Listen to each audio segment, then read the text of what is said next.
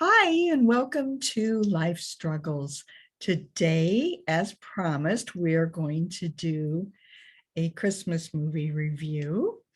And Melinda is right here with me, and we're all dressed up and ready for Christmas.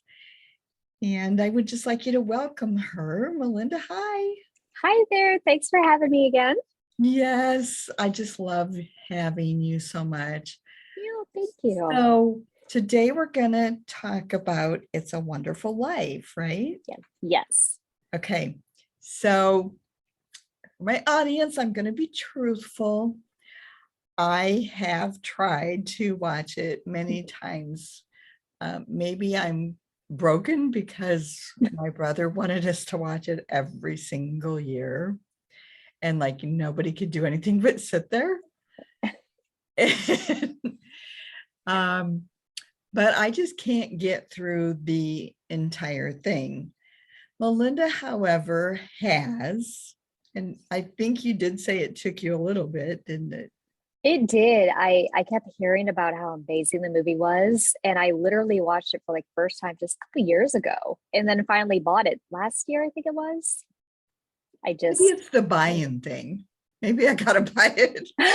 right. No, I mean I watched it before I buy it. I try to do that with all movies, but I don't know. My stepdad loves this movie, and so I even had that internal like, hey, you should watch this, and I just couldn't do it. But when I finally did sit down, I watched it in black and white though. I wouldn't watch in color, because I I've like not the older seen it in movies. color. Maybe that, Yeah, maybe I need to see the color.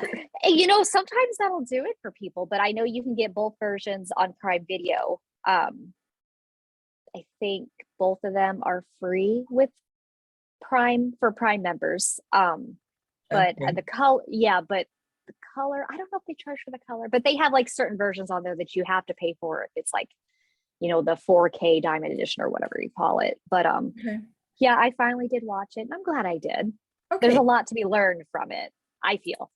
So can you just give us a rundown of what the movie's about?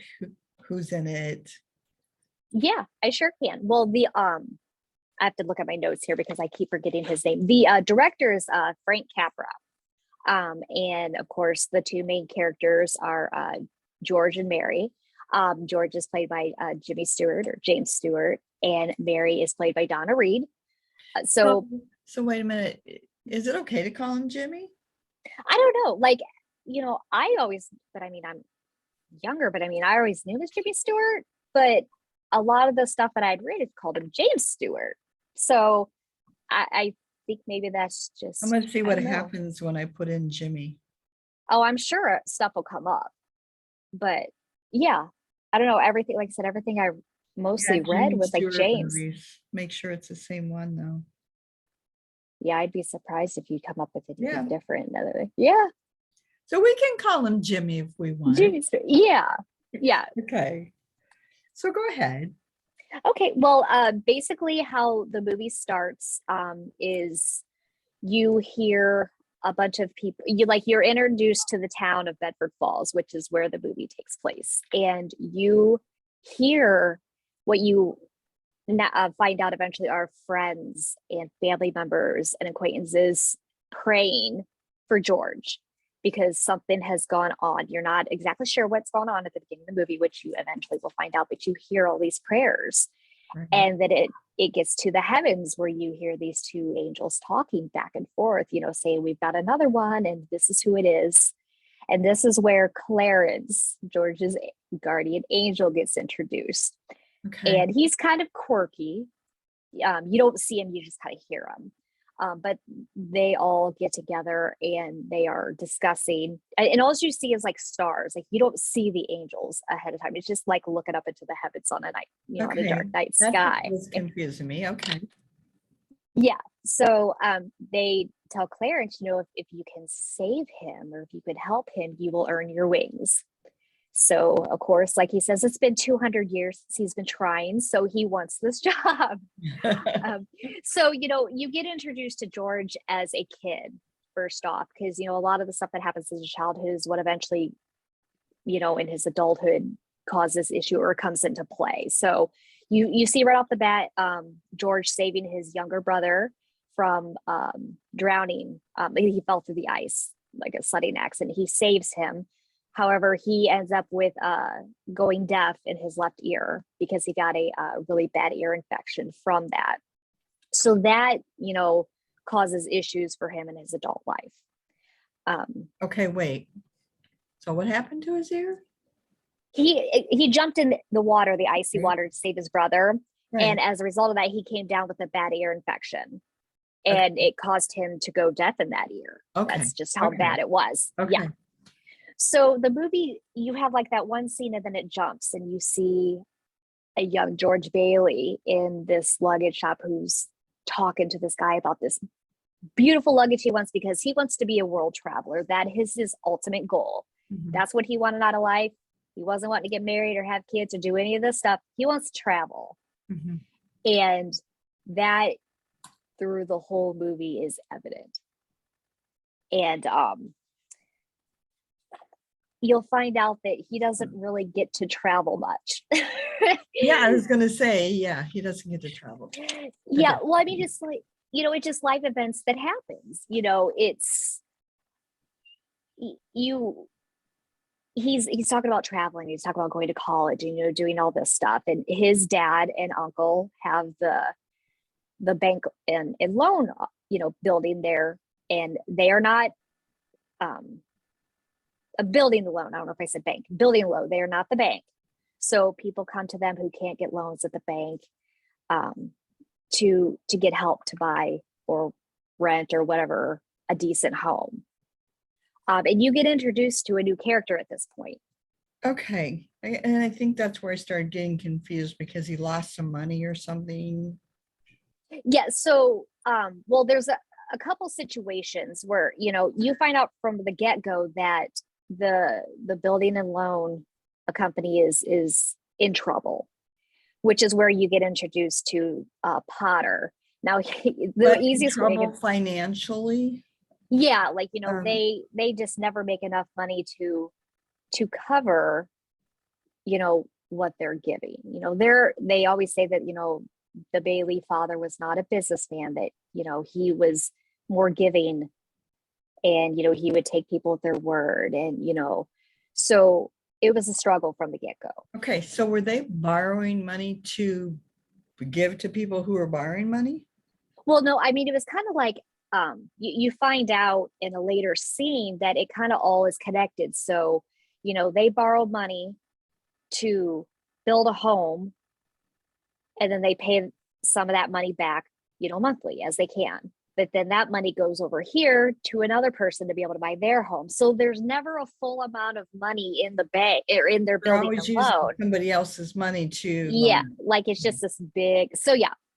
So let me make sure I don't get off on my notes. So you get introduced to Potter, and he, like I said, as best I can describe him, is a slumlord. He's got, he's a very rich man, but he owns almost everything in town, except for at the beginning of the movie that he doesn't own the bank and he doesn't own the building and loan company, and he wants it. But they're there to keep people out of his slum houses, because he's got just all these high rents and all these high payments, and people can't afford them. So he evicts them. And then in most cases, that's when they come over to the Baileys. So you get this right off the bat, poor visual of this guy, and who plays him is Lionel Barrymore. Okay. And for those who are younger, this is something that I ended up learning after we had talked about. We weren't sure if he was related to Drew Barrymore. So after looking, if I read it right, it is like her great uncle. Great uncle. Yep. Yeah. So there's your modern name. So it's like this acting dynasty, and he did a lot of work too, but he played this character very well. From what I understand, all the Barrymores were very good at really, really good at their profession. Yes. They just weren't necessarily good in their real life. Right. Yeah. They definitely have their struggles as well. A lot. Okay. Yeah. And they, well, when I was reading on it, they called it the Barrymore dynasty, but his brother John, which is Drew Barrymore's grandfather, Mhm. they talk about his son, which is her dad, and they call him like prolific actor and alcoholic, like just right Right. there. Right I on mean, it's just that. like right out in the open. But if for anybody who's familiar, you do know that they did battle their alcohol. At least I know he They did. all did. Mhm. And also Drew, like by the time she was 11. Yes. But okay, I know we're kind of getting off the subject, but I was doing the same thing. I was looking up stuff, trying to stay interested in the movie. Right, You're see what- making it yeah. much more interesting, by the way, because now Oh, well, I'm thank you. getting some stuff. Mhm. But anyway, so when I'm looking up Drew's story, Mhm. well, first I looked up to see if how John was related, and did we say Lionel? Lionel, yeah. Mhm. Yeah. Yeah. And all that, and John. There's like John Senior. Yeah, And yeah, on down the yeah. line. Yeah. And so when it gets to Drew, the most interesting part I found, I felt so bad for her, and I love every movie she's ever been in. Yeah. I like her. I mean, on the set and off the set, she's just a really neat person. Mhm. And I think the first one I ever saw her in was E.T. as a little girl. Yeah, that was mine. And Firestarter. I was young, And but yeah. Firestarter, Yeah, wow. she did great in that one. I mean, how do you act that good at 5 years old? I know. Well, like they said, it's that Barrymore dynasty. Right.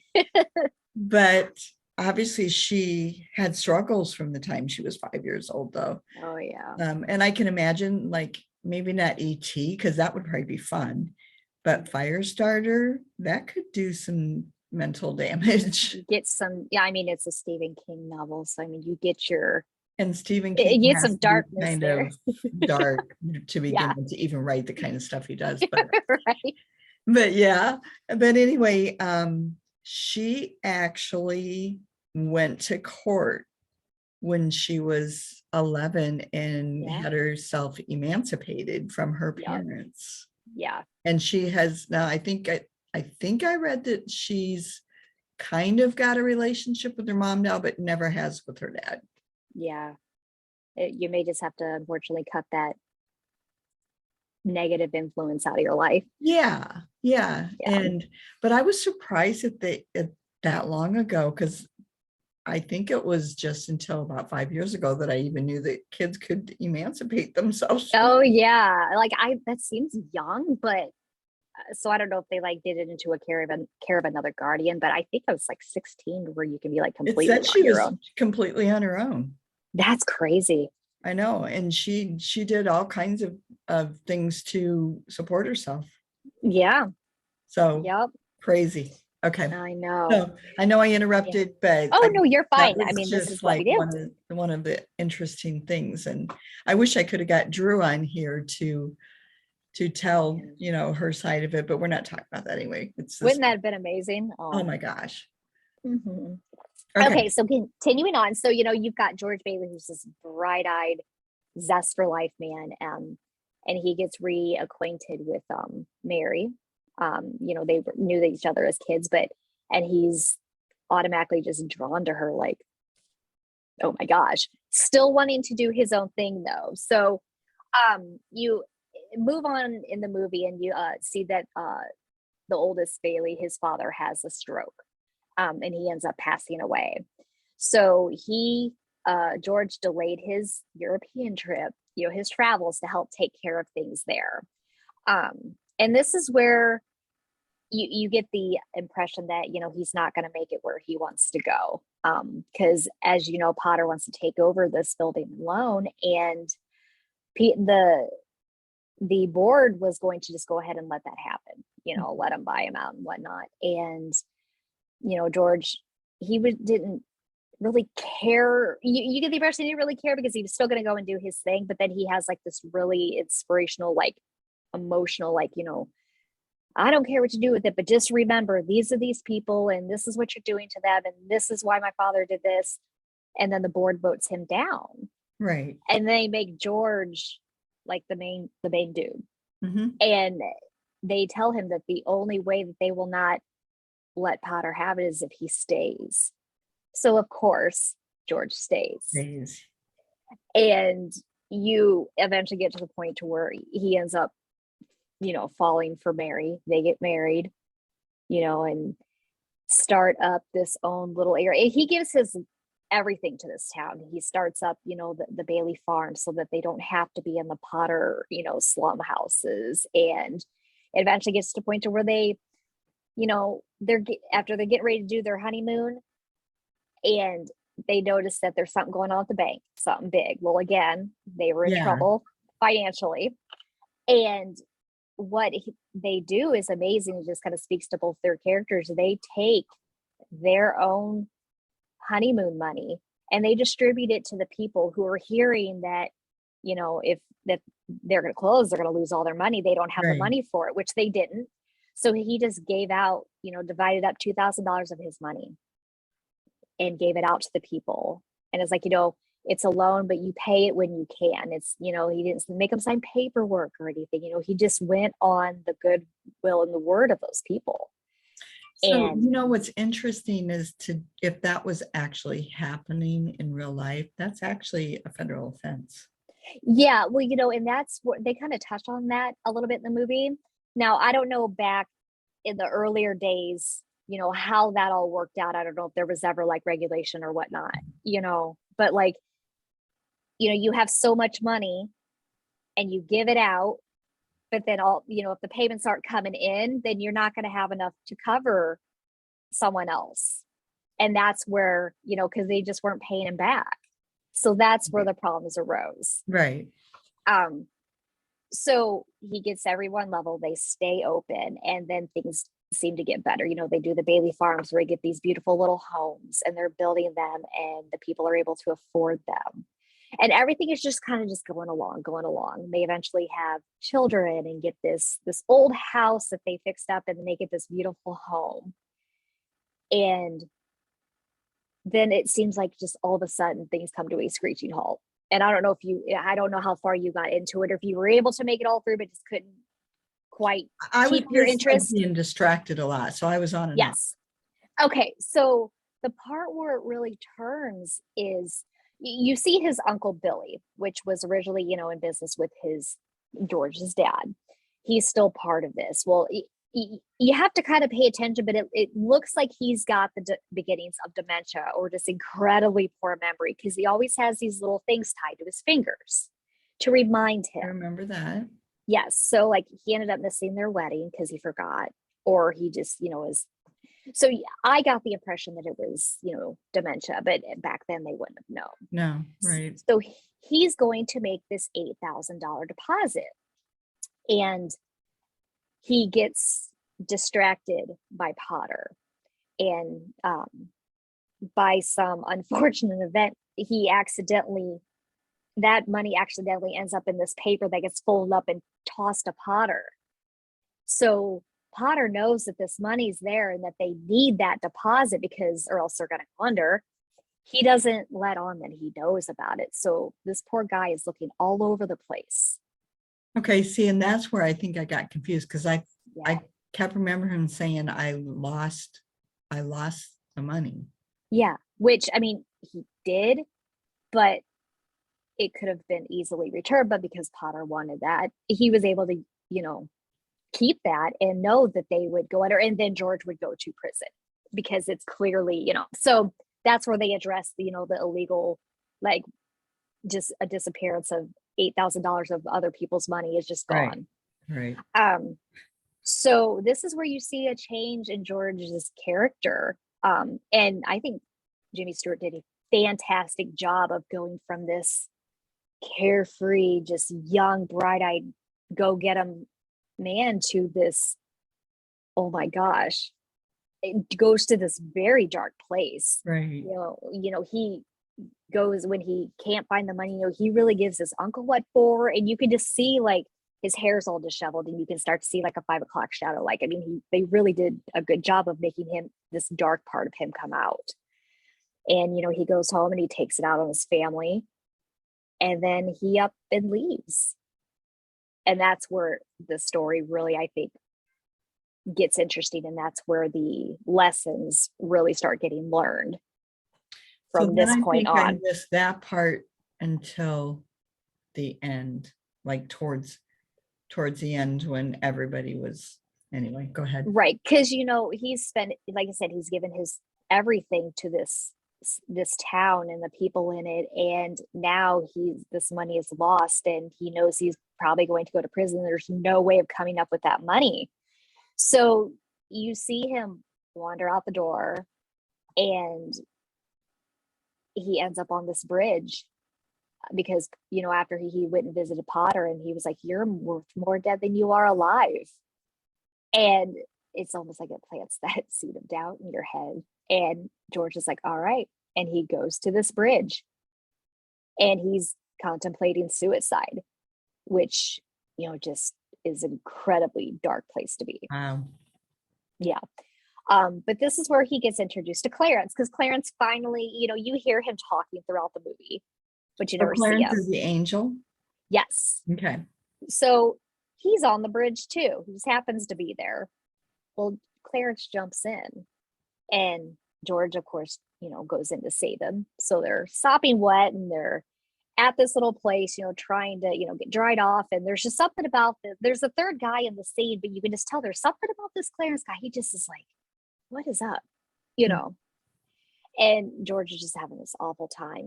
He's got this bloody lip, and he's cold, and he's depressed, and he just doesn't want, he doesn't want to live anymore. And he makes that comment. He's like, I wish, the world would be better off without me, or I wish I had never been born. And Clarence makes that happen. So yeah, so that's where the movie turns, because all of a sudden George's clothes are dry. They're ready to go out and go. But it's because he was never born. Oh, so okay. Yeah. So it's like plot twist.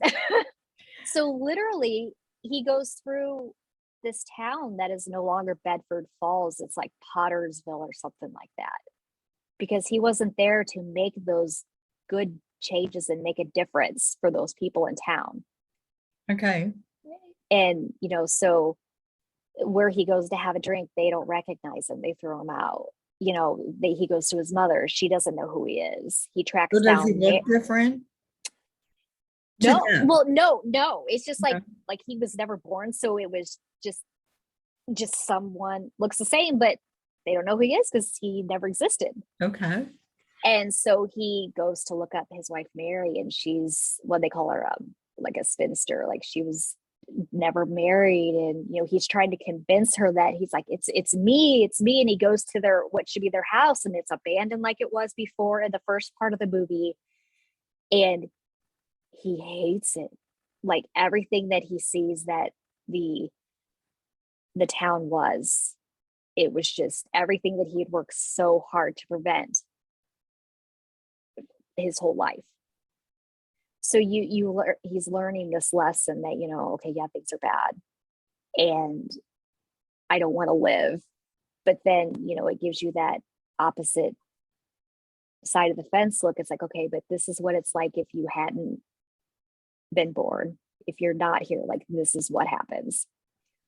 So he decides, he has that turning point. He's like, I want to live, and wants to go save. We can fix this. Yeah. So everything goes back, and he's like, oh my gosh, he reads this and he's like, oh my gosh, you know me, and he was just, so the cops are out looking for him. His wife is called all over, and so they're just trying to find him. Disappears. He really disappears. Yeah, it's like nothing had ever happened. He was just some random human being on the street. I mean, like you said, the cops are looking for him and his wife is looking for him. So did he like walk out the door? Or? Yeah, I mean, it's like he walks out, he ends up on the bridge, but he's back on the bridge. So they're looking for him because he walked out and didn't come back home. Yes, and she Okay. called the police right as he was leaving because this was not him. This was Okay. not the character you're used to seeing. And like I said, just the look in his eye that like the look that Jimmy Stewart was giving, you could just he did so well. I mean, you literally like there's this part in the movie where he just has these wide eyes and he's just like, oh my gosh. And it just kind of gives me the shivers because it's like, oh my gosh, it feels dark. And it just so anyway, he comes, he's on the bridge. The cop's like, hey, they've been looking for you. Get on home.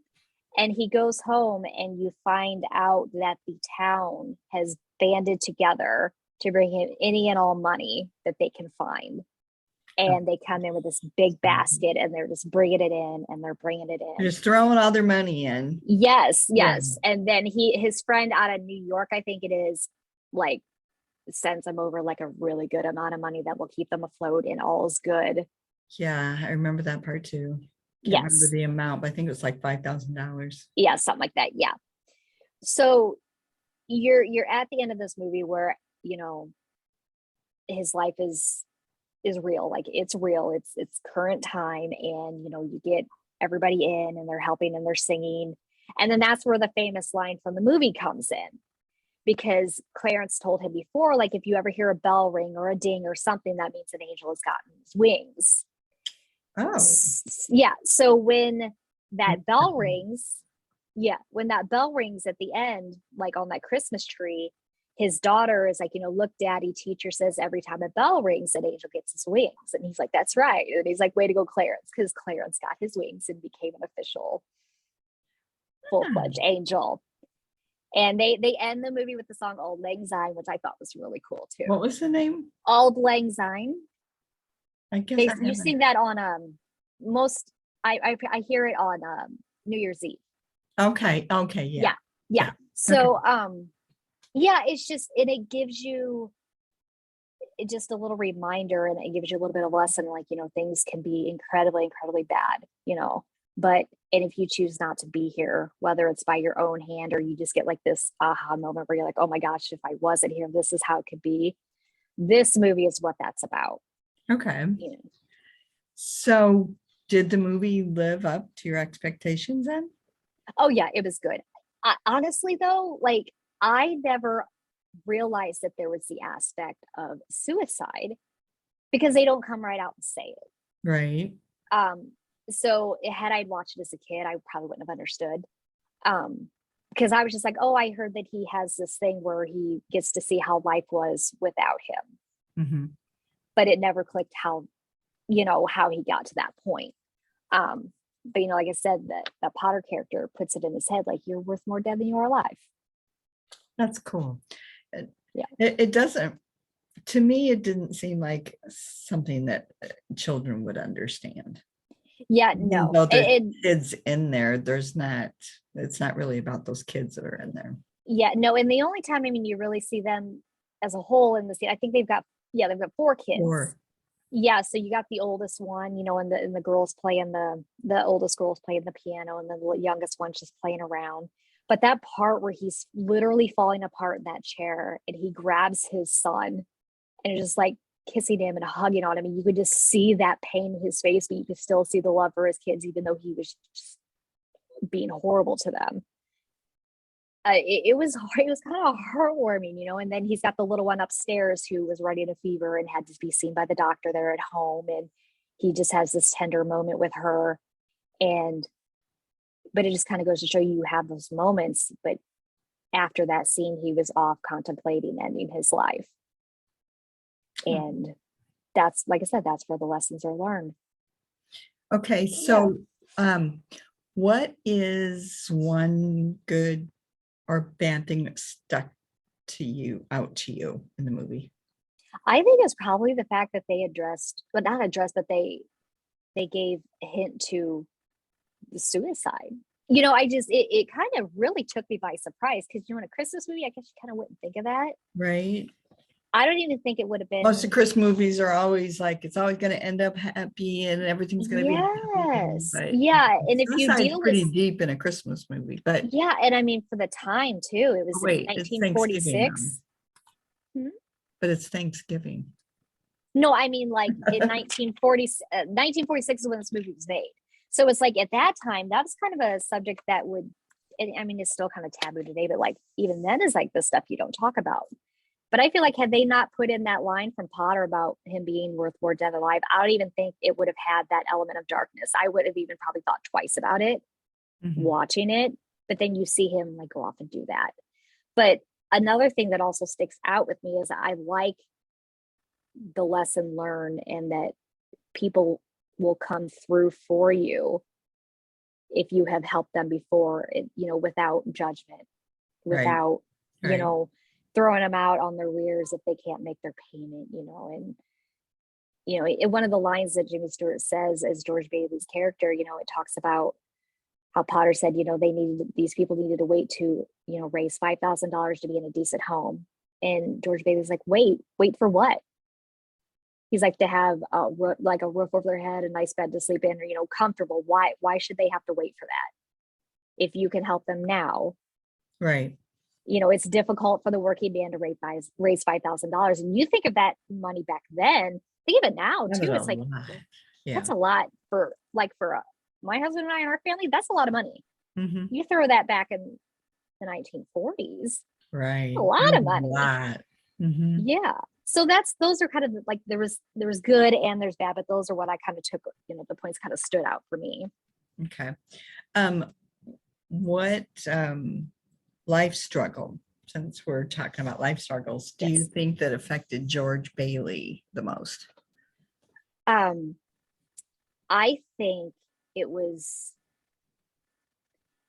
his need and want to help any and everybody over himself, and he probably didn't really realize it at the time that it could potentially do damage to him. I think he just wanted to do as much good as he can, or he could, regardless of the outcome. So I don't know exactly what, like, if there's any like a specific word for it, but the need to always try to fix things or make things right for someone, I feel like that really led to where he got to be in that deep, dark place where he felt like there wasn't any hope, or that he wasn't worth trying to save himself. He was always willing to help someone else, but when it came to him, it's like he gave up pretty quick, I feel. Did you happen to look up any reviews on it? That's one thing I did not do, because I've only ever heard good, so I never even really thought to look up reviews. Let me see here. In the meantime, what about, did you look up, like you just said, how you felt his life struggle was, but I wonder, maybe you can look it up at the same time I'm looking the other part up. If they actually would describe his life struggle in that movie. Oh, like how they would explain it, kind of? Yeah. Let's see here. Let me go here real quick, because, there's probably a decent, well, I don't want to say decent amount, there's a lot of, I feel like there's a lot of struggles that he does go through. Yeah, so I was going to do reviews, but okay. Well, but like if you Googled what life struggle did George Bailey have in the movie, or what was his biggest life struggle? Yeah, I can try that. And I'll do the reviews here. Okay, we'll look at it. Maybe. Let's see here. I feel like I've looked up this thing so much that it's going to start trending at some point. Right. I'm trying to do so much research on it. And oh my gosh. Well, maybe you'll help, they still get paid for every time somebody watches that. There we go. Okay. I did remember because remember it popped up when I looked up on our last podcast, the 10 most popular Christmas movies or holiday movies, and it was number 1. Yes. That was like so shocking. And at that time, I remember looking up, well, I hit on it or something, but for Rotten Tomatoes had given it 94%. And for Rotten yeah. Tomatoes to give that high, they don't do that. So, Okay. I mean, no, they don't. I mean, theirs are usually 25, 30. They're Oh, really, yeah. really, really hard on movies. On movies. So, Yeah. so that seemed to me like that was really good. Let's see here. So Well, they I'm talk gonna about. read it. I'm gonna read a Oh, go couple ahead. of them. Yeah, go I'll ahead. do that. So this was just recently. So they're still watching it. See? See, oh, there you go. Okay, so this guy gave him a 5-star. Said, I'll cry 20 times, but warm with laughter and glee. Double that number in the 2.5 hours that make up director Frank Capra's joyous tale of heaven, humanity, and hope. Yeah. You think that kind of describes what the whole movie's about? Oh, yeah, absolutely. And then the next one is also a 5-star. And this gentleman says, this is the all-time greatest film about America's heart, a film you can never forget. Billed as a Christmas time classic, the film is at the same time a great kaleidoscope of what made America.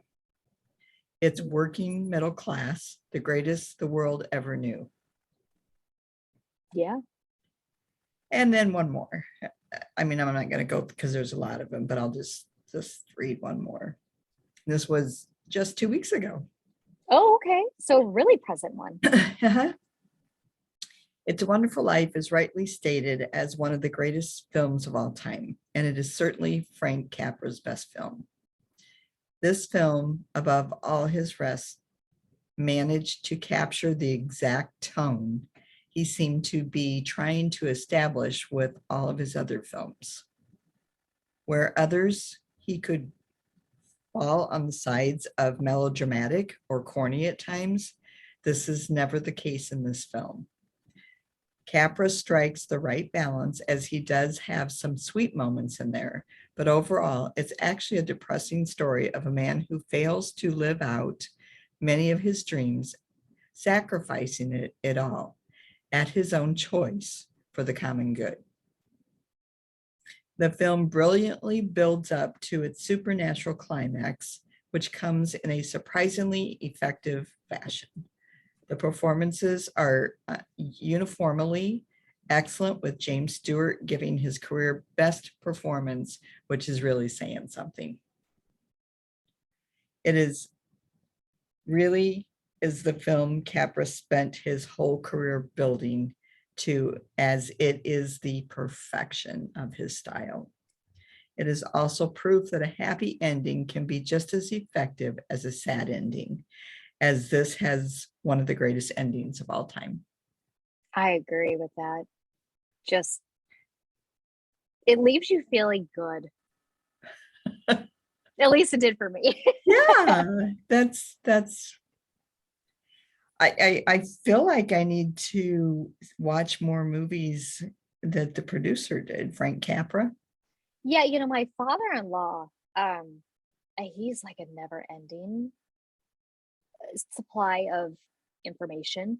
Like, you can name any like film actor or actress from like the 40s and 50s, and he can tell you when they were born, where they were born, when they died, and where they died, and like all these movies. I'm just like, oh my word, like the wires kind of short out in my brain because he just knows so much about it, and he knows some of Capra's movies. It's like everyone I'm looking at, though, is old. In the movie? The ones that he directed. Oh yeah. I mean, you're looking in the 40s. 30s. Yeah. Well, the Rosa. It said that he was an American motion picture director who was the most prominent filmmaker of the 1930s. Yeah, Leonard Barrymore. Wait, Leonard, what I call Lionel. Lionel, thank you. He was born like 1878. So you've got older actors in there. So I mean, that's not surprising that a lot of his movies are older. Okay. Well, anyway, what did you find? So I found a few things. They're kind of tying it in with Jimmy Stewart's real life, which Really? he dealt with a lot of stuff. We'll get to that in a minute, but he did enlist in the military, and he did his time in the military, and you end up finding out that he came back with PTSD. But so they kind of all tie it in, but he suffers from the anxiety, poverty. You've got the bullying of Potter's character towards Jimmy Stewart's character, and not just his character, but the older his father, George Bailey's father. You see one of the first couple scenes in the movie where he's in there, kind of badgering this guy, into selling, or you're not a businessman, so there's just all these, and then stress of being a businessman, the stress of being a husband, a father, and everyone's counting on him in this town to keep them out of what would be considered Potter's village. You see in the alternate universe that happens. So he's got a lot on his plate, and it's amazing at how well he handled that up until that point. But with the previous fact that that they always seem to be somewhat short on money when people needed it, or when the payments need to be made to the bank, or or whatever, he still kept in good spirits about it. But that last one there was just like, that was the breaking point. Right. And like I said, the big turn of the movie. Okay, let's see here. Question. Okay. I guess, did you know that It's a Wonderful Life was the first movie James Stewart did after he returned from the military? That was not until I did research that I found that out. Wow. So, Okay. yeah. And, it was kind of funny because my father-in-law made the comment that, he had read that it had been difficult for Jimmy Stewart to get back into Hollywood. Not only just because he suffered from, his time in the military, but, his looks weren't the same. You spent 4 years away, and you're in, the armed forces. He was very skinny and gray when he came back. And this is at the time where that you had like Kirk Douglas, he was getting big, and he was this toned, good looking man. Yes, you had all these men that were, and that's not how he looked. I mean, he just came back from fighting overseas, and so did you happen to, was he actually fighting in a war? What war was it? He was a pilot, and I was reading this book here it's called Pieces of Time, The Life of James Stewart by Gary Fishgall. Okay. And I think it's a really good picture of him. We'll have to remember to put that in at the bottom of our things. So I did have a lot of time to read the book, but I went through, because my father-in-law is the one that actually told me that he enlisted in the military and actually was in charge of missions. And I'm like, oh my gosh, you're kidding me. Like this Hollywood actor is, I want to look in charge of all these people. Okay. Because I want to see where we can tell everybody to get it if they want to read it. Oh, okay. Yeah. Okay. So I literally found this at a garage sale for my father-in-law, like over the summer, didn't think anything of it. So then he brought it down. We have to go to, what's the name of that place? What's the name of that website that people go to sell things, and they're usually old stuff, and you can look up. I buy a lot from thrift books. That is a really good place to find. That's a website? Older books. Yeah, they have an app too. Yeah. But that's not what I was thinking of. But yeah, I'm not. Okay. What's the name of the book? It's called Pieces of Time, The Life of James Stewart.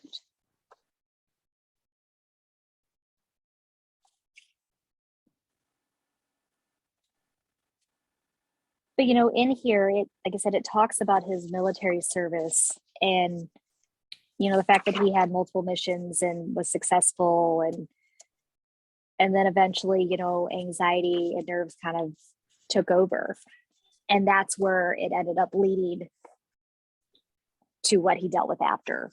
Okay, so it's eBay is what I was thinking of. Oh, eBay. Okay. Yeah, it's probably on eBay too. It is. So it's on thriftbooks.com. and eBay. Okay. And World of Books. I've ordered from them before too, yes. And then it's in an audiobook on Google Play. So Nice. yeah. So, and then abebooks.com. That's pretty expensive. You know, I've noted, I've not is. ordered from Abe's books, but I want to say, I kind of feel like they're like a higher end. I think they're going to have like your really good qualities or like your first editions, but like a lot of their books are super expensive. So I think there's something special about the books that they sell. But I have ordered from books from eBay, Thrift Books, Goodreads, and World of Books, and I've had nothing but good experiences. So if, you know, the listeners are looking for books on any one of those websites, it's good. Like I personally have had good experience and no issues. This is so weird though. So on Abe Books, it's $23.91. Okay. And then on Thrift, it's like $6.99. Yeah. So I don't know what the product description is on the book. Is Thrift Books, is that used?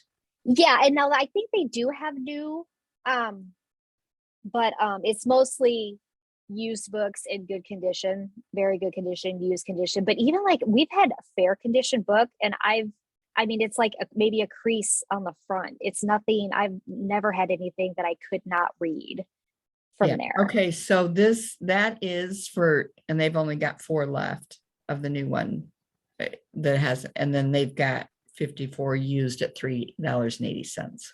Yeah, and their shipping on Thrift Books is like 99 cents. And this shipping is free. Yeah, and you can also get you can earn points as well, which is why I like doing it, because you get like $5 for a free book. Really? So anything free, when you say free book to me, I'm like, hello, because I love to read. I used to, that's all I used to ever do was read when I had the time. Yeah, I mean, I like to read. I don't get to read as much as I would like to, but when I have the time. When I had my last child, I just didn't have enough time to read. Yeah, well, you get busy. Yeah. You know, though, but my oldest was busy, but she read a lot. Mm-hmm. And so we, you know, that's what we did at night instead of turning on the TV. Yeah. But yeah, Ryan's not a book reader. So he's my young. I'm the main book reader in my house. I mean, my oldest Ella, she'll read book every now and then, like she got into the Harry Potter stuff, and you know, but then she's working. Well, I had to. Okay. So talking about reading books, when I was able to read a lot of books, I read a lot of Danielle Still. Oh gosh, what's the name of the guy that wrote the Notebook? Oh my gosh, everyone. Books have turned into movies. Nicholas Sparks. There it is. Yes, and Joanne Lindsay, but Nicholas Sparks has. I like to read his books, and then every one of them turned into a movie. Every single book he's ever written has been a movie, and they're good movies. I love The Notebook. All of his movies are good. All of his books are good, but so I like to read the book and then watch the movie. Yes, same here. How good they put the movie together, and I don't know if he gets to choose who directs his movies and who acts in them or what, but they're always really good.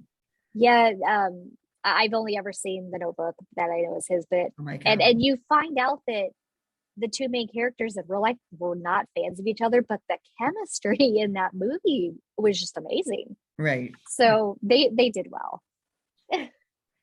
Okay. So what war did you say it was? I believe it's World War II. In the 40s. So yeah, we're talking World War II, because he was that war lasted. Because I was thinking my dad was in that one. Like 4 years. Boy, I tell you what, history is not my strong suit. Let me look here, because it says May 7th, 1945, the war in Europe came to an end. So 44. a look here for other dates. 43, 42. He was promoted to first lieutenant in early July of 1942. So, yeah, World War II. I don't know the exact start date, but it says in 42 he was. So I don't know why I'm thinking it's like 4 some odd years. We'll have to look that up. Okay, so it started in 1939 and it ended in Oh, okay. 1945. Oh, okay. So you're looking at 6 years. Oh, my dad couldn't have been in that one. Yeah. He'd have been too young. So whatever one came after that. Okay. Well, so we got that one. And then I think I just had one more question. Okay. Were you aware that James Stewart, who will remind everybody played George Bailey, right? Mhm. Suffered from PTSD as a result of his time in the military. So That is, yes, that is one thing I did know. And that was through just hearing information from my stepdad and my father-in-law. And I did go research it. I have a psychology degree. So mhm. that stuff always intrigues me. So did they actually call it that back then, or was that like later in his life that he was still going through stuff that they diagnosed it? Yeah, back then they didn't know what it was. I think they called it shell shock back in the day. Oh, wow. But the official name for it these days is, you can now tell it is post-traumatic stress Right. disorder. Right. So yeah, he suffered greatly from it. Like I said earlier, they took him off of missions. It was an unofficial, and that was everything that I'm talking about that I got from this book. Okay. It said that they had unofficially taken him off of flight missions where he was in charge, just because his nerves and his anxiety, he'd be anxious, and who wouldn't be before being in charge of men going into battle, in planes. And you just have those bad situations that sometimes will derail a person. So after the war was done, he came home and and got back into movies, but people around him had noticed that he physically had changed. He was gray and just skinny and just fidgety and nervous. And I mean, even his appetite was affected. They were saying that he was eating like ice cream and peanut butter because it's literally all he could keep in him. And he would just have nightmares, and he would just have the struggles. And I kind of feel like, though, you can see some of that in his acting in his movie. Like I said, there's that one moment where he's just got this huge look in his eyes, and it just seems dark. And in the parts where he's emotional or he's angry and he's portrayed that, it intrigues me to know if he's used some of that he brought back from the war as not, like, if he incorporated some of those feelings or some of that fear that he was experiencing from the war into like the emotions Right. of those scenes. Right. But he struggled on set and off set in his personal life with the PTSD. And he continued to make movies. But it's something that he struggled with. And like I said, to be told it's shell shock, and there was, there's no treatment back then like there is now for that stuff. And it's just something that I feel like they just kind of battled through. Wow. Yeah, it's got to be scary. I couldn't even imagine. So, but we have to remember, though, that PTSD is not just about war. No. Because so many people believe that if you go to war, you're going to get PTSD, or if somebody has PTSD, oh, they must have been in some kind of war. But right. And that's how it started out. Oh yeah, I think most of the cases of that were linked to that. And I feel like that kind of set the groundwork for diagnosing that, because it could be any traumatic experience that causes you ongoing anxiety and issues. It could be the death of a loved one, whether it's, tragic or not. To give an example, I was there when one of my grandfathers passed away. I was holding his hand. Now that could have gone one or two ways for me. I felt peace, and I mean, I was sad, but I felt peace in it that he was, no longer in the situation he was in. He was, free of all that pain. But for someone else, that could have been a completely traumatic experience for them that could have affected them years on afterwards. And you could get a diagnosis of PTSD for that as well. You're right, it's not just for people who are in the military and see battle. It can be for anybody. I have a very traumatic, it was very traumatic to me, event that happened. And to this day, that particular thing affects me, but not like there's people that I've interviewed, there's people that I know in person that I talk to and stuff that have PTSD that are really, really, really bad.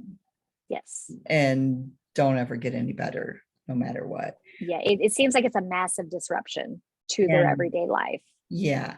Okay. So mine was, my daughter was 4. So we're talking 40 years ago. Anyway, you didn't have child seats then. Oh yeah. You didn't have seatbelt laws, any of that stuff. And I had picked her up after work and was going home, and she was in the back seat standing up with her arms up on the, do most of the cars even have that anymore? I don't think so. On like the bars, or? No, there was no bars. No, in the back that long ago, 40 years ago, in your back seat, there was, like the front of your car where you have the dashboard, then there's a board like behind the back seat. And yeah. I don't know what you call it now, but yeah, it's like a back dash or something. The back dash. My father-in-law's vehicle, he has one of those. Yeah, well, so whatever that was called. So she was standing up there, like this, and watching, around while we were driving. And so we were going through a green light, and a car come this way, ran the red light going 45 miles an hour, hit the right side of my car. It flipped us. Now I didn't even see it coming at all. Right. But when it hit it, it made my car spin. Mm-hmm. And when I spun into another car that was oncoming, mm-hmm. and hit that car. Then that threw me into a ditch. We rolled 2 times. Oh, and then, goodness. Yeah. And then landed, another car was trying to avoid us in that other lane, hit us too while we were rolling, which then tipped it that way. So we just went every which way, and then ended up landing on all 4 wheels. The car was so bashed up that you couldn't get out. Oh yeah. So, and there was gas leaking everywhere, and it was about to explode. Oh. And my daughter was knocked out. She was unconscious, laying in the back seat. Mm-hmm. I don't know if it was my adrenaline that. Anyway, I didn't feel like there was anything wrong. I just needed to get out of that car, get her out of that car. Mm-hmm. And there was somebody that came up and just broke a window while they were waiting for the ambulance to come, and they helped me out, and then we got her out and ran with her. This guy did that helped us out, ran with her over to this other building across the highway, and it exploded. Like, oh my goodness. So of course then the ambulance was there, and they took us to the hospital, and still, like, we're done having them, check my daughter. Now she did wake up in the ambulance and everything, but they kept asking me, you okay, and I'm like, I'm fine, just take care of my daughter. Right. And come to find out, my daughter had just a very slight concussion. But I remember that she was thrown to the front and then back to the back again. Oh my goodness. Because she went right through that middle. Mhm. But I ended up with 16 broken ribs. It's got to be adrenaline. Like the first thing you think It of as a had to be. kid. They Yeah. kept me in the hospital and she was released. But they kept me in the hospital. And I was like, really? Because she was the one that was being thrown around and everything. And Right. she was the one that was knocked out. And yeah, it had to be. Well, I was trying to actually fight the car the whole time. You know, That's probably where a lot of the injuries bring it came back from. into and try to avoid these other cars. But anyway, to this day, and people will gripe about it and it doesn't matter, but to this day, I don't care that the light's green. I slow down and almost come to a stop to look to make sure nobody's coming through. I don't That's blame kind of a you. PTSD thing. Yeah, I mean, I don't it still freak affects you out. to this day. Right. Well, I don't even think it necessarily has to be a freak out. I just feel like if it is a disruption to your everyday life that causes you, whether it's panic or worry or fear or whatever, I mean, I can see that. And I'm very careful about stuff like that too, because I did have my best friend who was killed in a car accident.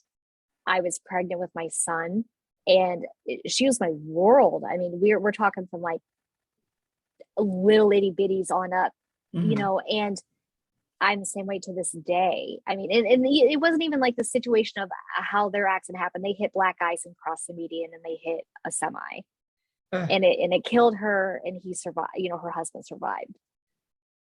But it's not even that. It's just I am so hyper aware when I drive now. I do the same thing. Yeah, I see a green light, but you can best bet that I'm checking both ways. And Yeah. even if I'm at a stop, I don't actually stop going through it, but like before I'm even there, I'm already looking both ways and slowing way down. And somebody in the car will go, "What are you doing?" And I'm like, it doesn't matter. People run lights. They just do. I told my husband today, I saw 2 people in town run red lights. And literally in the last month, even in that construction zone, I've seen probably a total of 5. People just start paying attention. Yeah. And so, yeah, I mean, but I'm glad now that there's proper diagnosis for this, because you think of all the people like James Stewart who probably suffered a lot silently. I mean, you probably even know half of it. And there was nothing that could be done. But see, I think it has to be, I mean, I thought mine was really traumatic, but I didn't have nightmares about it later on. Things didn't bring up memories about it later on. I've just always been extra careful going through life. Yeah. So I really wouldn't call that PTSD. Yeah. But it may be like a potential symptom of like multiple symptoms that you would need like in order to be diagnosed with that. That could be just kind of stemming from the anxiety of what you've experienced even to this day. It makes you nervous. So yeah, I get nervous with other people driving because they don't look. Oh yeah, they just go zooming through those green lights and I'm like so yeah, it's a little bit there, but I still believe that I got my degree in psychology too. I wouldn't diagnose with somebody from what I do. I would call it just being extra careful. Yeah, absolutely. So. Well, we were talking about the director of the book, and he actually, there's a quote from him on the back of the book, and I just wanted to read it because what's it say? Because he came back from war and was physically having trouble and mentally having trouble, but he was still able to put out this amazing role. So it says here, this is from Frank Capra. It says he's the easiest man to direct I've ever seen, a man who gets what you're talking about in just a few words. You wonder if you've told him enough about the scene, and yet when he does it, there it is. I think he's probably the best actor who's ever hit the screen. Oh, so he just, even though he was dealing with all of those struggles and coming back to Hollywood being very different, you had your Henry Fondas and your Kirk Douglases, and he was still able to find a place for himself and put out some amazing roles. And maybe that's where, I mean, he got that, you know, he got so good at is because of that. Yeah. Well, you know, I came across the clip. This was when I first had, after I first watched the movie, and then my stepfather told me, you know, that he was, you know, fought in the military, and that, you know, he flew planes, and he had PTSD. I went, you know, just kind of looking for interviews and stuff, just because, and I like Johnny Carson. Yeah. I like watching like his old shows, but he had Jimmy Stewart on later in life. And he read this poem about his dog. Really? And I cried like a baby because the dog had passed away. Oh. So if you get a chance to see it, you want to kind of see what he's like off screen. It was a very emotional moment. And it just made me love him even more because I think he's a great actor. How do you find Johnny Carson's old shows? Just go to YouTube and type in like Jimmy Stewart dog poem or Jimmy Stewart and Johnny Carson, just something along those lines. I can't remember what all I typed in, but you'll find it, or I can find it, send it to you. It's on YouTube. Cool. And it's just a clip of him talking about that. But you could just, yeah, you got to see like a real view of him on this show. And it just, you know, confirms what, you know, Frank Capra said here. He's just legit seems like just an awesome person and good at what he does. And so, yeah, it's a little heartwarming. Yeah. I don't think I've ever read anything negative about his acting ever. Right. And, you know, it always seems like his roles are like, I found out was telling me that he did play like a bad guy in one of the, and apparently we've watched it together. I don't remember. Oh no, that's not possible. Well, and but he showed me a lot of like old spaghetti westerns and just regular old westerns and just a bunch of older stuff. Like we watched so much stuff that I'm trying to remember it all, you know? But like, I just feel like he's known for the good guy roles, because even in his darkest moments in this movie, he was never a bad guy. Even when he was having the thoughts of suicide, even when he was yelling at his wife and kids, he was, you know, he was a bad guy when he was finagling money. Well, I don't think that's how they wanted it portrayed. It wasn't that they were doing anything illegal, but I mean, yeah, if you look at it now, if someone were to be doing that now, like, oh no. But back then, like I said, there's probably no regulations or rules or whatnot. That's just how they did it. Right. But so yeah, I just feel like he's just so good at the good guy roles. Okay. Well, we're going to go ahead and end this one. Is there anything that you want the audience to know that we haven't talked about? I mean, not really. I mean, obviously I would recommend the movie, you know, check it out. And like I said, if you're like me, it could take you a couple times, or it could take you a couple years. But I'm hoping that the stuff that we discussed, not damaged like me. Yeah, right. But you know, you never know, it could help someone who's struggling. You know, I mean, it just kind of gives this different perspective, you know, to people who are in that dark spot. So I'm hoping maybe if there's someone who's struggling on watching it or who can't quite get into it, I'm hoping maybe what we talked about today kind of maybe sparks a little bit of interest and they can check it out. Well, good. Maybe just so you know, it has me, because, you know, when I got bored of parts, I would like start looking up stuff or whatever. So I missed some of those things you were talking about, which sounds interesting to me. So yeah, because I mean, it ties in, you know, Capra did a really good job tying it all together. And yeah, I mean, there's parts like if you miss it and it gets brought up and you're like, okay, you know, it's I don't know, it's just so well put together. Well, I'm glad. And thank you so much for doing this review. You're the welcome. Next one is my choice. Yes. And it'll be totally different. Yes. But I'm excited to do it. I'm going to watch it again tonight. So this one's recorded. Yeah. Oh, you get access to it.